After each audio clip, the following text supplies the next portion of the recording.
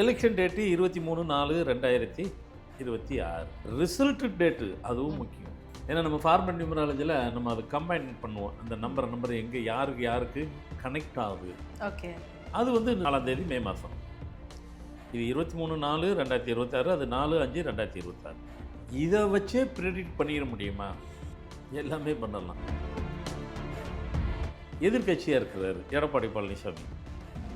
அவரோட பிறந்த தேதி என்ன? 12/5/1954. அடுத்து பிஜேபின்னு இருக்குது. வெறும் 2 பேர் கட்சி இல்லை, பிஜேபின்னு ஒன்று இருக்குது. அது தலைவர், தமிழ்நாட்டுக்கு தலைவர் நயினார் நாகேந்திரன். அவர் பிறந்த தேதி 16/10/1960. விஜய் உள்ள வந்துட்டார் 22/6/1974. ரோலே இங்கே தான் பண்ண போகுது. அலைன்ஸு என்ன சொல்ல போகிறீங்க? டிஎம்கே, எம்கே ஸ்டாலின், முத்துவேல், கருணாநிதி, ஸ்டாலின், அப்படி தான் அவரும் சொல்கிறார். நம்மளும் அப்படி தான் சொல்லணும். அவங்க ஒரு கட்சி டிஎம்கே. ஏடிஎம்கே கூட ஏடிஎம்கே இருக்குது, பிஜேபி இருக்குது. விஜய் வந்துடுவார் போல் இருக்குது. வராரா இல்லையான்ட்டு இந்த சோஷியல் மீடியாவில் பார்த்தா காலமுறை பார்த்தா வரா மாதிரி இருக்குது, மத்தியானம் இல்லை, திருப்பி சாயந்தரம் பார்த்தா இருக்குது, நைட்டு மாறுது, டெய்லி மாறிக்கிட்டே இருக்குது. என்ன மாறினாலும் கடைசியில் நடிகர் விஜய் அவர்கிட்ட பற்றி 22/6/1974. ஃபார்மேட் படி பார்த்திங்கன்னா 4/6/3 திருப்பி 4. இதுதான் ஃபார்மேட்டு. இந்த நம்பரு ரோல் பண்ணும். அப்படி பார்த்தா நீங்கள் சொன்னீங்க சீமான்லாம் கூட இருக்கிறாரு. அவர் ரொம்ப நாளாக இருக்கிறாரு. இவங்களுக்கெல்லாம் டஃப்பு கொடுப்பாரா அப்படிங்கிறபோது டஃப்பு கொடுக்க முடியாது. எலெக்ஷன் நிற்பார். அவர் தனியாக நிற்கிறாரு அப்படின்னு சொன்னால் கண்டிப்பாக அவர் வந்து நல்ல டஃப் கொடுப்பார். அதில் 1% கூட டவுட் கிடையாது. ஓட்டை பிரிக்கிறதுக்கான வாய்ப்புகளை கண்டிப்பாக செஞ்சிருவாரு அப்படின்னு கண்டிப்பாக இருக்குது. அதில் மாற்று கருத்து இல்லை. டஃப் கொடுப்பாரு. ஓகே. சிஎம்மாக உட்கார்றதுக்கு வாய்ப்பு இருக்கா சார்? எல்லாரும் நினைக்கிறது இந்த நிமிஷம் வரைக்கும் விஜய் வந்துட்டு பிஜேபி ஏடிஎம்கே கூட அலைன்ஸ் போயிடுச்சுனாக்கா ஃபுல் ஸ்விங்கில் வந்து 200 சீட்டு அடிச்சிருவாங்க அப்படின்னு நினைக்கிறாங்க.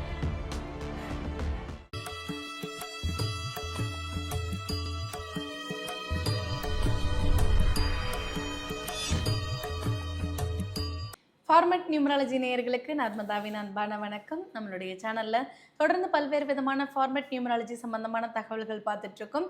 அந்த வகையில் இன்றைக்கி நம்ம பார்க்க போகிற இந்த ஒரு பதிவில் 2026 எலெக்ஷன் எப்படி இருக்க போகுது அப்படின்றத பற்றின தெளிவான விளக்கம் கொடுக்கறதுக்காக நம்ம கூட இன்றைக்கி ஃபார்மட் நியூமராலஜியினுடைய தந்தை டாக்டர் மகா தன்சேகர் ராஜா அவர்கள் இணைஞ்சிருக்கிறாங்க.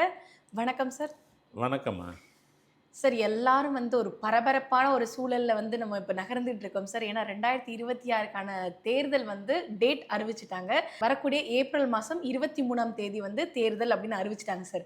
டேட்டை அறிவித்த உடனே ஏகப்பட்ட பேர் உங்களை தான் சார் எதிர்நோக்கி காத்துட்டு இருக்கிறாங்க. ஏன்னா எண்கள் அப்படின்னாலே சார் தான். கடந்த எலெக்ஷனில் நீங்கள் ப்ரிடிக்ட் பண்ண ஒரு விஷயம் எல்லாமே கரெக்டாக இருந்துச்சு. இவங்க தான் ஆட்சியில் உட்கார போகிறாங்க, இப்படி தான் நடக்க போகுது, எலெக்ஷன் இப்படி தான் அமைய போகுது அப்படின்னு நீங்கள் சொன்ன எல்லா விஷயங்களுமே 100க்கு 100% அக்யூரேட்டாக இருந்தது சார். ஸோ அதே மாதிரி இந்த ஒரு ஆண்டும் எலெக்ஷனுக்கு மக்கள் எதிர்நோக்கி காத்துட்ருக்காங்க. எந்த மாதிரி இருக்க போகுது எலெக்ஷன், எப்படி நடக்க போகுது, அந்த டேட் எப்படிப்பட்ட டேட்டாக இருக்குது, அது யாருக்கு ஃபேவர் அமைய போகுது, நிறைய விஷயங்கள் இருக்குது சார். முதல்ல அந்த டேட் எப்படிப்பட்ட டேட்டாக இருக்குது அதை சொல்லுங்கள் சார் எங்களுக்கு. இந்த 2026ஆம் ஆண்டு எலெக்ஷன் எப்படி இருக்கும் அப்படின்னு பார்த்தீங்கன்னா, இதுவரைக்கும் எலெக்ஷன் நடந்ததை காட்டிலும் ஒரு வித்தியாசமான ஒரு எலெக்ஷனாக தான் இருக்க போகுதுங்கிறது நான் சொன்னாதான் இல்லை, நான் சொல்லலைன்னு எல்லாத்துக்கும் தெரியும். அதே நேரத்தில் நம்மளை மாதிரி எங்கே சொல்ல வரும்போது அவங்க நினச்சது ஆமாம் கரெக்டாக சொல்லியிருக்கிறாரு அப்படிங்கிற ஒரு மனநிலைக்கு வருவாங்க, கன்க்ளூஷனுக்கு வருவாங்க. Election date 23/4/2026. அதான் அடுத்த மாதம் ஏப்ரல் மாதம் எலெக்ஷன் டிக்ளேர் பண்ணிட்டாங்க. ரிசல்ட் டேட்டு அதுவும் முக்கியம். ஏன்னா நம்ம ஃபார்மட் நியூமராலஜியில் நம்ம அதை கம்பைன் பண்ணுவோம். அந்த நம்பர் எங்கே யாருக்கு கனெக்ட் ஆகுது. ஓகே. அது 4 மே மாதம், 4ஆம் தேதி மே மாதம். இது 23/4/2026, அது 4/5/2026. இதை வச்சே ப்ரெடிக்ட் பண்ணிட முடியுமா? எல்லாமே பண்ணலாம். நம்ம தான் ஒரு மனுஷனுக்கு வாய்ஸ் ரீடிங் சொல்கிறோம், ஃபேஸ் ரீடிங் சொல்கிறோம், மொத்த ஹிஸ்ட்ரி எடுத்துடலாம். இந்த வருஷம் ஏங்க இந்த வருஷம் வித்தியாசமான எலெக்ஷனாக இருக்க போகுது அப்படின்னு பார்த்தீங்கன்னா, நடிகர் விஜய் அப்படிங்கிறவர் உள்ளே வந்திருக்கிறார். ஏன்னா நீங்க இப்ப இது சொல்லலைன்னா கூட நாங்க எல்லாரும் ஆவலா காத்துட்டு இருக்கிறது இந்த ஒரு கேள்விக்காக தான் சார். ஏன்னா வந்து காலங்காலமா வந்துட்டு ஒரு மாபெரும் பெரிய கட்சிகளா இருந்த ஒரு டிஎம்கே, ஏடிஎம்கே அவங்க மட்டும் தான் வந்து நம்மளுடைய பார்வைகளுக்கு தென்பட்டுட்டு இருந்தாங்க. பட் இப்போ வந்துட்டு விஜய் அவர்களா இருக்கட்டும், சீமான் அவர்களா இருக்கட்டும், எல்லாரும் வரும்பொழுது ஒரு சூடு பிடிச்சிருக்கு. அதுவும் விஜய் வந்ததுக்கு பிறகு வந்து அவர் அவ்வளோ பெரிய உச்சத்தை தூக்கி எறிஞ்சிட்டு வந்திருக்கிறாரு அப்படின்னு மக்கள் மத்தியில ஒரு நல்ல பாசிட்டிவிட்டி இருந்தா கூட ஒரு இக்கு வச்சிருக்கிறாங்க. பட் இருந்தாலும் உங்களுடைய பார்வையில எப்படி இருக்குன்றத நாங்களுமே தெரிஞ்சுக்க ஆசைப்படுறோம் சார். கண்டிப்பாம்மா. அப்போது விஜய்ங்கிற ஒரு நடிகர் வந்துட்டு களத்துக்குள்ளே வரும்போது, அந்த எலெக்ஷனுங்கிற களத்துக்குள்ளே வரும்போது அது தானாக சூடு பறந்துருச்சு. அப்படி இப்படி இப்படி இப்படி ஒரு ஒரு நாளைக்கு ஒரு ஒரு ஆட்டிவிட்டி மாறுது எலெக்ஷனுடைய சூழ்நிலைகள். முதல் நாள் ஒன்று இருக்குது, மறுநாள் ஒன்று இருக்குது. போன வாரம் வந்தது, இந்த வாரம் ஒன்று, போன மாதம் ஒன்று இருந்தது, இந்த மாதம். அதுக்கு இனி வந்து உற்று நோக்கு தான் பார்ப்பாங்க. ஒரு களத்துக்குள்ளே ஒருத்தர் வரும்போது புதுசாக வர்றாரு, மக்களுடைய மனோபாவம் இருக்கும். மக்களுடைய மனோபாவம் புதுசாக வரும்போது வழக்கமாக சாப்பிட்டுட்டே இருக்கும்போது புதுசாக ஒரு பொருள் வந்தால் சாப்பிடணும்னு ஆசை போல் இருக்கும். அந்த சாப்பிட்ற நேரத்தில் கை வைக்கிற நேரத்தில் அந்த சாப்பாட்டுக்குள்ளே இதெல்லாம் கலந்து இது சாப்பாடுன்னு சொல்லும் போகும்போது கையை எடுத்துடுறோம் நம்ம. சொன்னங்க அது பிடிச்சது தான் சொன்னோம் அப்படிங்கிற மனநிலைக்கு பொதுவாக வந்துடும். ஒரு சாப்பாட்டு விஷயத்த சொன்னேன், முடிவை உடனே எடுத்துடாதீங்க, வேறு எதுவும் சாப்பாட்டுக்காக சொன்னேன். அதே தான் இதுவும் மனிதன் வாழ்க்கையில் இதெல்லாம் வந்து நம்ம அனலைசேஷன் வரும்போது பார்க்கும்போது அப்படி தான் நம்ம பார்க்கணும். இங்கே நம்ம வந்து பார்க்கும்போது ஒவ்வொருத்தருக்கும் இப்போது கரண்ட்டில் சிஎம்மாக இருக்கிறவங்க எம்கே ஸ்டாலின், அவர் முழுசாக சொல்கிறாரு, முத்துவேல் கருணாநிதி ஸ்டாலின் தான் சொல்கிறாரு. நம்ம மட்டும் ஏன் எம்கே ஸ்டாலின் சொல்கிறோம்? சிஎம்மாக இருக்கிறாங்க. அவங்க பிறந்த தேதி என்ன? 1/3/1953. எதிர்கட்சியாக இருக்கிறார் எடப்பாடி பழனிசாமி. அவருடைய பிறந்த தேதி என்ன? 12/5/1954. அடுத்து பிஜேபின்னு இருக்குது, வெறும் 2 பேர் கட்சி இல்லை, பிஜேபின்னு ஒன்று இருக்குது.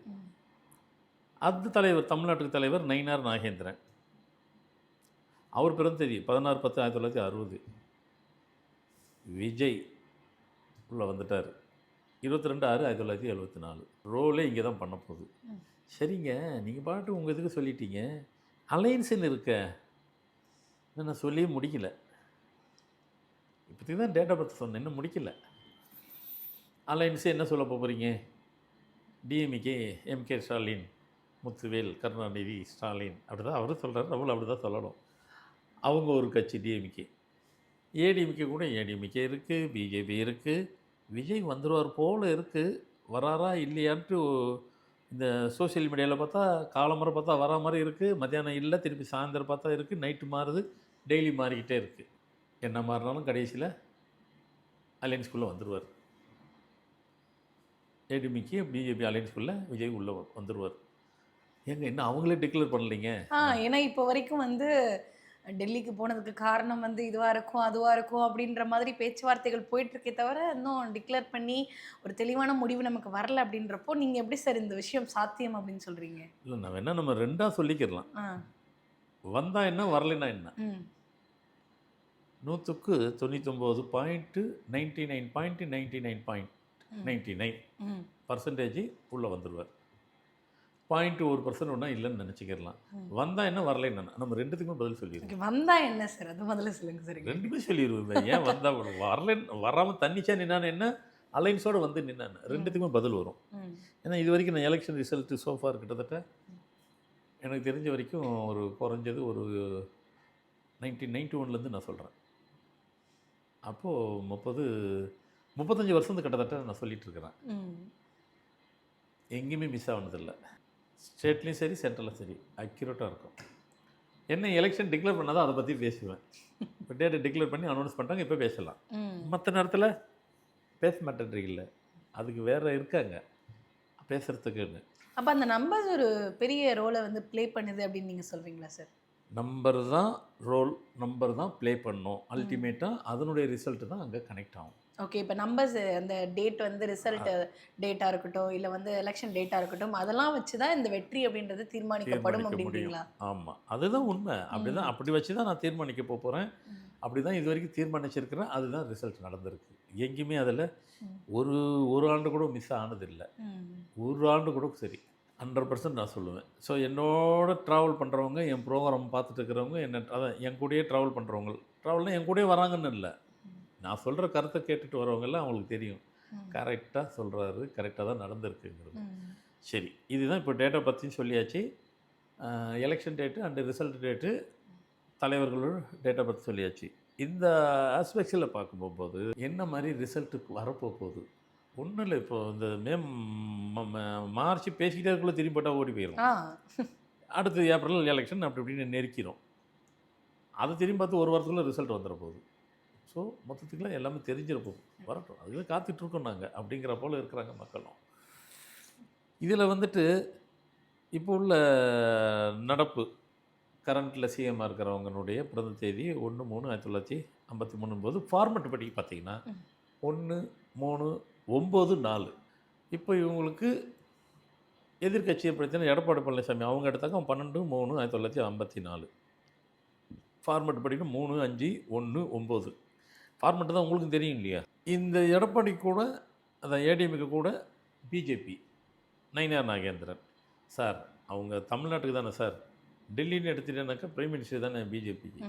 இருக்கட்டுங்க, தமிழ்நாடு பேசுவோம். இப்போது அலையன்ஸ்னு வரும்போது ஒரு அக்ரிமெண்ட்லாம் போட்டு கையெழுத்து யார் போடணும்? அவங்க போட மாட்டாங்க, இவர் தான் போடுவார். இவர் தானே போட முடியும்.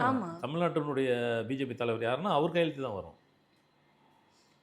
அப்போது அதுவும் வேலை செய்யும், அதுதான் வேலை செய்யும். அவருக்கு 16/10/1960. அப்போ நம்ம ஃபார்மெட் பார்த்தா 7/1/7/6. நடிகர் விஜய் அவர் டேட்டை பார்த்து 22/6/1974. ஃபார்மெட் படி பார்த்திங்கன்னா 4/6/3 திருப்பி 4. இதுதான் ஃபார்மெட்டு. இந்த நம்பரு ரோல் பண்ணும். அப்படி பார்த்தா நீங்கள் சொன்னீங்க சீமான்லாம் கூட இருக்கிறாரு. அவர் ரொம்ப நாளாக இருக்கிறாரு அரசியலில். ஆனால் இதில் இவங்களுக்கெல்லாம் டஃப்பு கொடுப்பாரா அப்படிங்கிறபோது டஃப்பு கொடுக்க முடியாது. எலெக்ஷன் நிற்பார். அவர் ப்ரூவ் பண்ணுறது இடத்துல தான் இருக்கிறார். ஓகே, ஏன்னா நீங்கள் வந்து லைனப் பண்ணும்பொழுதே வந்து அந்த 4 கட்சியை மட்டும்தான் லைனப் பண்ணீங்க. நாம் தமிழர் கட்சியை வந்து லைனப்பில் கூட சேர்த்துக்கலன்றப்போ எனக்கே இந்த சந்தேகம் வந்தது. ஓகே, அந்த எண்கள் வந்து அவங்களுக்கு சாதகமாக இல்லைன்னு நீங்கள் நினைக்கிறீங்களா, இல்லை வேறு என்ன நினைக்கிறீங்கன்றது நானுமே தெரிஞ்சுக்கணும்னு நினச்சி. இல்லை, அதுதான் சொல்கிறேன். சீமானுங்கிறவங்களை வந்துட்டு நம்ம குறைச்சலாம் மதிப்பீடு இல்லை. இவங்களுக்கு கூடயே ட்ராவல் பண்ணுவார். ஆனால் அவருக்கு அவரை பற்றி தெரியும். நம்ம எப்போ வருவோம் எப்போ உட்காருவோங்கிறது. ஆனால் ஒன்று மட்டும் நிச்சயம், நடிகர் விஜய் மட்டும் வராமல் இருந்தாருனாக்கா அவர் இந்த எலெக்ஷனில் அவர் கொஞ்சம் டஃப் கொடுத்துருப்பார். ஓகே, அவர் மேலே ஓவர் எக்ஸ்பெக்டேஷன் இருந்தது, இல்லைன்னா சொல்ல முடியாது. தமிழ்நாட்டு மக்கள்கிட்ட ஒரு எலெக்ஷன் அவர் மேலே ஒரு கண் இருந்துச்சு, டஃப் கொடுத்துருந்துருப்பார். அது இவர் உள்ள வரவும் கொஞ்சம் மாறிடுச்சு. ஓகே, சரி. இப்போது விஜய் வந்து இந்த அலைன்ஸ், அதாவது ஏடிஎம்கே, பிஜேபி, விஜய் கட்சி, தாவேகா, டிவிகே, ஆமாம், தமிழக வெற்றி கழகம், டிவிகே. அது கூட இன்னும் சொல்ல போனால் நான் வேறு ஒரு இதில் வந்துட்டு அவர் மொத்தம் வந்துட்டு எனக்கு நான் உண்மைக்கே மறந்துட்டேன், வேறு பேர் தான் வச்சுருந்தார். அதை நான் சுட்டி காமிச்சேன். இந்த பேர் இருந்தால் அவரால் வந்து சைன் பண்ண முடியாது, அவர் கரெக்ஷன் பண்ணணும். பண்ணிக்கிட்டாருனாக்கா எலெக்ஷன் நிற்பார், இல்லைனாக்கா ஆரம்பித்த இடத்துல கிளம்பிடுவார். ஆமாம், ஸ்பெல்லிங்கில் ஒரு சேஞ்சஸ் கொண்டு ஆமாம், ஒரு பேர் இருக்கும், எனக்கு படார் சட்டுன்னு ஞாபகத்துக்கு வரல. அப்புறம் திருத்திட்டாங்க. ஒரு பேரை அனௌன்ஸ் பண்ணி ஒரு 10 நாள் 2 வாரத்தில் திருத்திட்டாங்க. எதுக்காக சொல்கிறேன்னா, நாம் பொதுவாக பேசுகிறோம், நமக்கு என்ன இருக்குது, என்ன சூழ்நிலை, என்ன இது இருக்கோ, களம் என்ன இருக்குது, களத்தை பற்றி தான் பேசுகிறோம். சூழ்நிலை என்ன சுச்சுவேஷன் இருக்கோ அதை வச்சு தான் நம்ம பேசுகிறோம். அதுதான் நடக்கிறது தான் பேசுகிறோம். என்ன பேச போகிறோமோ அதான் நடக்க போகுது. அப்போது இப்போ இன்றைக்கி நம்ம பேசிகிட்டு இருக்கிற வரைக்கும் விஜய் வந்துட்டு அலைன்ஸில் கனெக்ட் ஆகலை. ஆமாம், ஏன்னா வந்து விஜய் மேலே வந்து பயங்கரமான ஒரு எதிர்பார்ப்பு வச்சுட்டு இருந்தப்போ அடி மேலே அடி கொடுத்துட்டே இருக்காங்க அப்படின்ற மாதிரி வந்து எவ்வளோ தாண்டா நாங்கள் அடி வாங்குறது அப்படின்ற மாதிரி கட்சியை சார்ந்தவர்களாக இருக்கட்டும், இல்லை விஜய்க்காக இருக்கட்டும், தொடர்ந்து வந்து ஒரு ஸ்ட்ரகிள் அப்படின்றத ஃபேஸ் பண்ணிகிட்டே இருக்கிறாரு. இவர் இந்த எலெக்ஷனில் வந்து ஸ்டாண்ட் பண்ணி நிற்பாரா, மாட்டாரா, இல்லை பின்வாங்கிடுவாரா, இல்லை திருப்பி படத்துக்கே போயிடுவாரா, அந்த மாதிரி நிறைய சந்தேகங்கள் நிறைய பேருக்கு இருக்குது சார். எப்படி இருக்க போகுது சார் அவருடைய அரசியல் காலம்? அதுதான், தனியாக நிற்கிறாரு அப்படின்னு சொன்னால் கண்டிப்பாக அவர் வந்து நல்ல டஃப் கொடுப்பார். அதில் 1% கூட டவுட் கிடையாது. ஓட்டை பிரிக்கிறதுக்கான வாய்ப்புகளாவது கண்டிப்பாக செஞ்சிருவார் அப்படின்னு கண்டிப்பாக இருக்குது, அதில் மாற்று கருத்து இல்லை. டஃப் கொடுப்பார். ஓகே, சிஎம்மா உட்கார்றதுக்கு வாய்ப்பு இருக்கா சார்? அது சொல்கிறேன். டஃப்பு கொடுப்பாரு. ம். அந்த டஃப்பு வந்து எந்த அளவுக்கு இருக்குன்னாக்கா, இப்போ ஆளுங்கட்சிக்கு டஃப் கொடுக்குறாரு, அதான் அர்த்தம். ம். நெருக்கிட்டே வருவார் ம். தனியாக நின்றுட்டு இருந்தா. நெருக்கும் போகும்போது ஒரு கட்டத்தில் அவரால் வந்து இப்போ ஆளுங்கட்சி கூட யோசிக்கிற அளவுக்கு. ஆனால் தனியாக நின்னாருனாக்கா எல்லாரும் நினைக்கிற மாதிரி ஃபுல் ஸ்விங்கில் வந்துட்டு சீட்டில் உட்கார வரலாம் அப்படிங்கிறதெல்லாம் வாய்ப்பில்லை. ம். தொங்கும் அசம்பிளி ஆயிரும். தனியாக நின்னாருனாக்கா தமிழ்நாடுக்கு தொங்கும் அசம்பிளி ஆயிரும். ம். அலைன்ஸ் கூட போகிறாரு. ம். அலைன்ஸ் கூட போகும்போது அப்போ வந்து என்ன இது தனியாக நின்னா ரிசல்ட்டை சொல்லிட்டேன். இதே அலைன்ஸ் கூட ஏடிஎம்கே, பிஜேபி அண்டு விஜய் கட்சி, டிவிகே அவங்க கூட அலைன்ஸில் போகும்போது மக்களுடைய மனநிலை மாறும். ம். மக்களுடைய மனநிலை மாறும். அதில் ஒன்றும் டவுட் இல்லை. அப்போ வரும்போது எல்லாரும் நினைக்கிறது இந்த நிமிஷம் வரைக்கும் விஜய் வந்துட்டு பிஜேபி, ஏடிஎம்கே கூட அலைன்ஸ் போயிடுச்சுனாக்கா ஃபுல் ஸ்விங்கில் வந்து 200 சீட்டு அடிச்சிருவாங்க ம். அப்படின்னு நினைக்கிறாங்க. யதார்த்தம் அது கிடையாது. உண்மையான ரிசல்ட் அதுவாக இருக்காது. எதிர்பார்ப்புங்கிறது வேற, ரிசல்ட்டுங்கிறது வேற. ஏன்னா இப்போ வந்து இந்த ப்ரீ ஓட்டிங் அப்படின்ற மாதிரி நிறைய பேர்கிட்ட கேட்டு வாக்கெடுக்கும் பொழுது அந்த பாசிட்டிவான விஷயங்கள் அப்படின்றது வந்து இவங்களுக்கு நிறைய இருக்கு விஜய் அவங்க கட்சிக்கு. ஆமாம் பட் இருந்தாலும் நீங்க இப்படி சொல்லும் பொழுது கண்டிப்பா அதுக்கு பின்னாடி ஒரு ரீசன் இருக்குமே சார். ஆமாம் அதுதான் சொல்ல போகிறேன். அந்த வகையில் பார்க்கும்போது அதுக்கு வாய்ப்பு இல்லை. பட் ஒரு அரசியல் கட்சி நடத்துகிறவங்க அவங்களுடைய எதிர்பார்ப்பு அப்படி தான் இருக்கும். அந்த கட்சியினுடைய தொண்டர்களுடைய எதிர்பார்ப்பு அப்படி இருக்கும். அப்போ அதில் வந்து அவங்க அப்படி நினைக்கிறது தவறு நம்ம சொல்ல முடியாது. ஆனால் இந்த எலெக்ஷன் டேட்டுன்னு ஒன்று இருக்குது. அந்த டேட்டு எந்த கட்சி தலைவருக்கு அவங்களுக்கு கணக்கு போடும். அது யாருக்கு சாதகமாக இருக்கும் அப்படிங்கிறது ஒன்று கணக்கு இருக்கும்.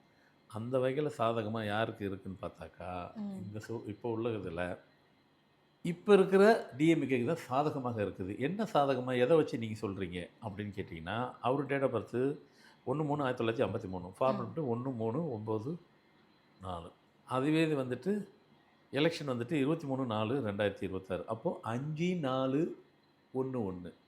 ரிசல்ட்டு 4/5/2026, 4/5/11.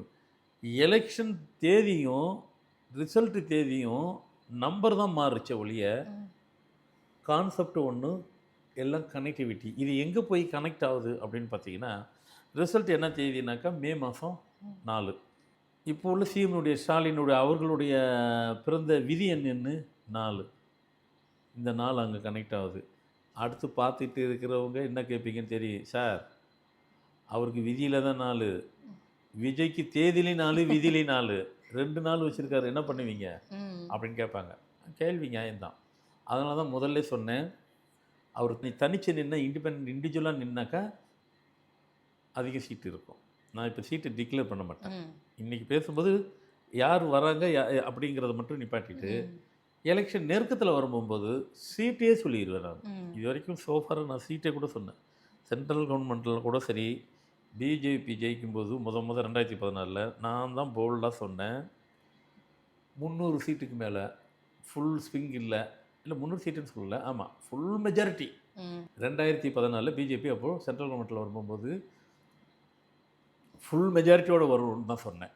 ஆனால் அவங்களுக்குள்ள கூட வந்துட்டு ஃபுல்லாக வராது, அலைன்ஸ் எல்லாம் சேர்த்து நம்ம ஆட்சி அமைப்பு மட்டும் தெரியும். நான் போல்டாக என் புத்தகத்திலே எழுதினேன், ஃபுல் மெஜாரிட்டியோடு வரும். அவங்களுடைய அலைன்ஸ் பார்ட்டியினுடைய சப்போர்ட்டு தேவையில்லை, பட் இருப்பாங்க, கூட இருப்பாங்க. இவங்களே ஃபுல்லாகவே பண்ணுவாங்கன்னா அதான் நடந்துச்சு. சென்ட்ரல் கவர்மெண்ட்டு சொன்னேன், ஸ்டேட்லேயே எல்லாத்துக்கும் சொன்னேன் இது வரைக்கும். இப்போயுமே சொல்கிறேன், இப்போ உள்ள ஆளுங்கட்சிக்கு தான் சாதகமாக இருக்குது அந்த தேதி. அப்போ விஜய்க்கு நின்னாருனாக்கா அப்போ அவருக்கு இங்கேயும் தேதி 4 விதி 4 அங்கே தான் இருக்குது. இந்த தேதி 4 விதி 4 இருக்கும்போது அப்போது அவருக்கு ஒரு நாள் இவருக்கு 2 நாள் இருக்கும்போது இவருக்கு தான் மெஜாரிட்டியாக இருக்கணும் அப்படின்னு போகும்போது ஒரு சப்ஜெக்டை ஒன்று சொல்லி நான் முடிக்கிறேன். அப்போ தான் அது கரெக்டாக இருக்கும். ஏன்னா இன்றைக்கி கிரிக்கெட்டுன்னு எல்லோரும் பார்க்குறீங்க, கிரிக்கெட் பார்க்காம யாரும் இல்லை. இத்தனோண்டு பையன் உட்காந்துட்ருக்கு, 5 வயசு தான் ஆகுது, அட்ரா 6 இந்த பால் அப்படிங்கிறான். அவனுக்கு தெரியுது இது 4 போதா 6 பால் போடுற அதனுடைய ஹைட்டை வச்சே சொல்லிடுறான். பால் கீழே விழுந்ததுக்கப்புறம் தான் அம்பையருக்கே தெரியுது இது 4ஆ 6ஆன்னு. பிளேயர் கூட இவன் இங்கே தான் சொல்கிறான், அந்த அளவுக்கு தெரியுது. சரி, ஒரு 2 மேட்ச் விளையாடும் போகும்போது ஸ்கோர் வந்து டை ஆயிடுச்சு. ம். புரியுதுங்களா? புரியுது 2 பேரும் ஈக்குவல் ஸ்கோர். அப்போ டை. ம். டை ஆயிடுச்சுன்னா என்ன பண்ணுறாங்க? சூப்பர் ஸ்கேலுங்கிற மாதிரி சூப்பர் ஓவர் கொடுக்குறாங்க. சூப்பர் ஓவர் கொடுத்தாக்கா இப்படி சொல்கிறேன், திருப்பியும் 2 பேருமே ஒரே ரன்னு தான் எடுத்திருக்கிறாங்க. ம். திருப்பி 2 பேருமே ஒரே ரன்னு. ஆனால் ஒரே ரன் எடுக்கும்போது விக்கெட் விழக்கூடாது. ம். 2 பேருமே சேர்ந்து சப்போஸ் வந்து 2 பேருமே சேர்ந்து 23 ரன் எடுக்கிறாங்க. ம். புரியுதுல்ல உங்களுக்கு? புரியுது சார். ஆனால் 2 பேருமே 23. இதில் ஒருத்தர் மட்டும் ஒரு விக்கெட் அவுட்டு. ம். ஆனால் 2 பேருமே ஈக்குவல் ஸ்கோர். ஒருத்தருக்கு மட்டும் ஒரு விக்கெட் விழுந்துருச்சு ஒரு டீமுக்கு. யார் வின்னு அப்படின்னு பார்த்திங்கனாக்கா விக்கெட் விழாதவங்க தான் வின்னு. ம். இல்லையா? ஆமாம் சார். அதே தான் இதுவும். விஜய்க்கு வந்துட்டு விக்கெட் விழுந்துருச்சு. என்ன விக்கெட்டுன்னு உங்களுக்கு தெரியும். என்ன விக்கெட்டு? அது நேயர்கள் முடிவு பண்ணிப்பாங்க சார். இல்லை, அவங்களுக்கு பர்சனல் லைஃப். நம்ம ஃபுல்லாக போக வேண்டாம். உள்ளெல்லாம் போக வேண்டாம். அது அவங்களாச்சு. அது அவரே சொல்லிட்டார், நான் பார்த்துக்கிறேன்ட்டார். மீதியெல்லாம் நம்ம பேச வேண்டாம். ஏன்னா நம்ம அரசியல் ரீதியாக நம்ம பேசல, நியூமராலஜி ரீதியாக பேசுகிறோம். அப்போது இதுக்கு உதாரணம் அங்கே சொல்லி தான் நான் முடித்தேன். இதை சொல்லாமல் நான் அவர் பர்சனலில் பேசினாதான் என்ன சார் நீங்களும் பேசிட்டீங்களேன்னா, நான் அதை பேசலையே. அதுக்கு பதிலாக தான் கிரிக்கெட்டை பேசிட்டு உள்ள கனெக்ட் பண்ணி விட்டேன். அப்போ ஒரு நாள் இல்லை 2 நாள் இருந்தால் கூட விக்கெட்டு விழுந்துருச்சு அவங்களுக்கு. அப்போ அவர்கிட்ட விக்கெட்டு விழலை, அதனால் டிக்ளேர் பண்ணிடுறாங்க. அது மாதிரி அதான் ரீசன். ஏன்னா இதுக்கு ரீசன் இதை தவிர வேறு ரீசன் சொல்ல முடியாது எனக்கு. அதனால் தனியாக நின்னா வேறு, அலைன்ஸோடு போனாக்கா இப்படி. ஸோ மொத்தத்தில் இப்போ உள்ள ஆட்சியாளர்களே மீண்டும் ஆட்சியில் அமர்வார்கள் அப்படின்னு தான் நான் சொல்ல வரேன். அதுக்கு தான் அந்த தேதி வச்சுட்டே கனெக்ட் ஆகுது. இது இல்லாமல் விதியின் நிலையம் வந்துட்டு இப்போ உள்ள நடப்பு இதிலே வந்துட்டு பிறந்த தேதியிலிருந்து கடைசி இது முடிக்கிற வரைக்கும் ஒரு கரைச்சல் ஒரு இது இல்லாமல் நீட்டாக போகிறது. இப்போ உள்ள ஆட்சியாளர்களுடைய முத்துவேல், கருணாநிதி, ஸ்டாலின் முதலமைச்சர் இருக்கிற அவங்க தான் திருப்பி மீண்டும் வருவதற்குண்டான சாத்தியம் வந்து எலெக்ஷன் டேட்டும் அண்டு எலெக்ஷன் ரிசல்ட் டேட்டும் சொல்லுது. அவர் தேதி நல்லா ஸ்ட்ராங்காக இருக்குது. அடுத்த ஒரு இதில் எலெக்ஷன் கிட்ட நெருக்க வரும்போது நான் சீட்டே டிக்ளேர் பண்ணுறேன். இவங்க எவ்வளோ சீட்டு, அவங்க எவ்வளோ சீட்டு, ஒவ்வொருத்தருக்கும் எவ்வளோ சீட்டு சொல்லுவேன். வந்ததுக்கப்புறம் பார்த்தீங்கன்னா அக்யூரேட்டாக அப்படி தான் இருக்கும். ஸோ கண்டிப்பாக இதை வந்துட்டு எல்லாத்துக்கும் என்ன இப்படி சொல்லி முடிச்சு தரேன். இது நான் நிறைய பேருக்கு இந்த ஒரு பதில் வந்து ஏமாற்றமாக இருந்தால் கூட இப்போ நடந்த T20 அந்த மேட்ச்சில் கூட நீங்கள் வந்து கிளாஸில் சொல்லியிருந்தீங்க கண்டிப்பாக இந்தியா தான் வின் பண்ண போகுது அப்படின்னு சொல்லிட்டு ரொம்ப கேஷுவலாக சொல்லிட்டு போயிட்டீங்க. ஆனால் அதே மாதிரி தான் நடந்துச்சு. ஸோ எங்களுக்கு வந்து ரிசல்ட் நீங்கள் சொல்லிட்டீங்க, அது என்ன நடக்க போகுது அப்படின்றது எங்களுக்குமே தெரியும். மக்களுக்கு யாருக்கு வேணால் பிரியம் இருக்கலாம், யாருக்கு வேணால் அவங்க ஓட் கொடுக்கலாம். ஆனால் வந்து இதுதான் ரிசல்ட்டாக இருக்க போகுது அப்படின்றது நம்மளுடைய ஃபார்மேட் நியூமராலஜி கணிச்சிருக்கு. கண்டிப்பாக அந்த எலெக்ஷன் நெருங்கும் பொழுது எவ்வளோ சீட்ஸ் வின் பண்ணுறாங்க அப்படின்றதையுமே நம்ம ஒரு பதிவாக கொடுக்கலாம் சார். ஏன்னா இந்த ஒரு ரிசல்ட் வந்து ஃபார்மேட் நியூமராலஜியோடைய ஆதி எல்லாத்தையும் ஆராய்ச்சி பண்ணி எடுத்த ஒரு ரிசல்ட். கண்டிப்பாக அது மாறதுக்கு வாய்ப்பும் இருக்காது அப்படின்றது நாங்கள் வந்து பயங்கரமாக நம்புகிறோம் சார். ஸோ அந்த அடுத்த பதிவுக்காகவும் நாங்கள் ரொம்ப காத்துட்ருக்கோம் சார். நிறைய விஷயங்களை வந்து தெரிஞ்சுக்கிறதுக்காக நாங்கள் வெயிட் பண்ணிட்டுருக்கோம் சார்.